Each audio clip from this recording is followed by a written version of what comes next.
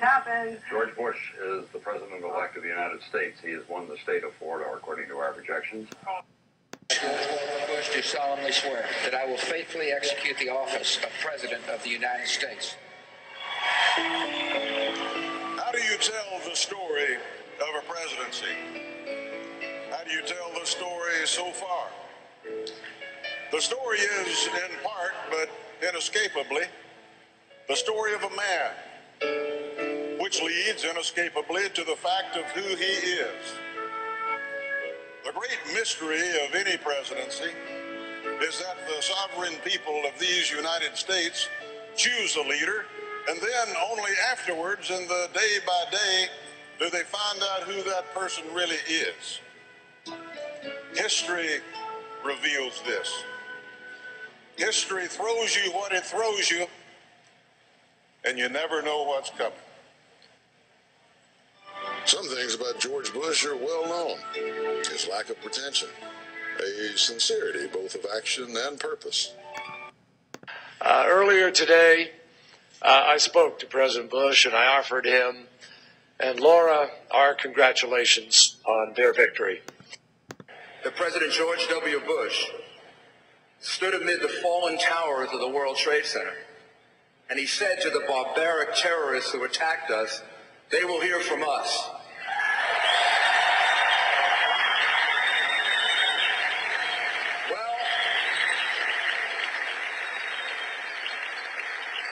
Well, they heard from us. We fight for love of freedom and justice, a love that is invincible. Keep that faith. Keep your courage. Stick together. Stay strong. Do not yield. Do not flinch. Stand up. Stand up with our president and fight. We're Americans. We're Americans, and we'll never surrender. They will.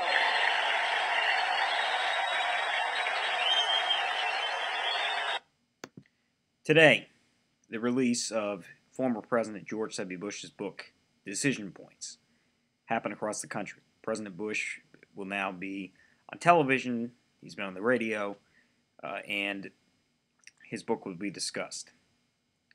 This book is a memoir about President Bush, a man who, during the early part of his life, had some challenges, turned his life around, and became an able public servant.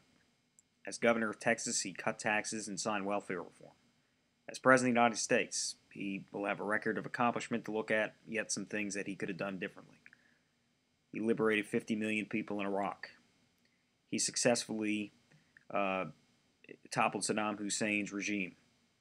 He defended our homeland by implementing the Department of Homeland Security, the Patriot Act, while working with others to do so.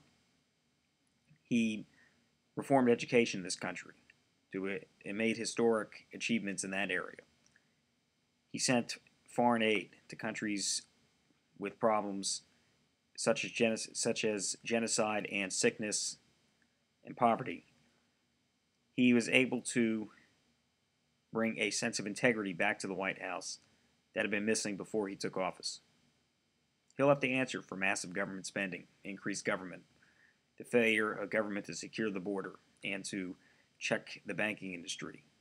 His Medicare prescription drug program, though well-intentioned, didn't have the best results for the country as far as deficits are concerned.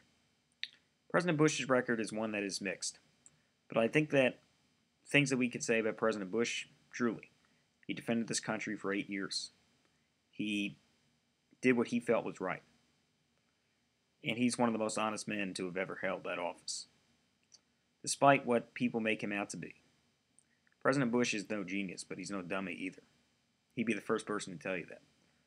He's an intelligent person without being a genius. He's an honest person, and despite what people say about him, he's no liar. Did he make mistakes? Yes, he admits that he made mistakes in the book. And what I expect to see from this book is an honest admission of what it was like, the presidency is like on a day-to-day basis. Let's face it, since FDR had the office of president, no president has really had to face as many challenges on a daily basis as George W. Bush. Now, former presidents like Jimmy Carter, or the late Lyndon B. Johnson would argue differently. But if you look at the amount of struggles that these guys have on a daily basis, the two in the past century that have really had the most challenge on a daily basis would be Franklin Delano Roosevelt and George W. Bush. And we know how FDR handled his job. I'm not going to go into that. But consider, all things considered, Bush handled it pretty well. He does not have a perfect record. He does not have a great record. By no stretch of the imagination will George W. Bush go down in history as one of the greatest presidents. That's not going to happen. But I don't think that history will judge him as harshly as people say today. And I think that it's appropriate when a memoir like this comes out to reflect on the presidency. Bush came to office in 2001. America had been deeply divided. He took office.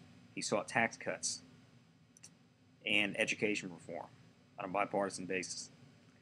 Tax cuts did some good things.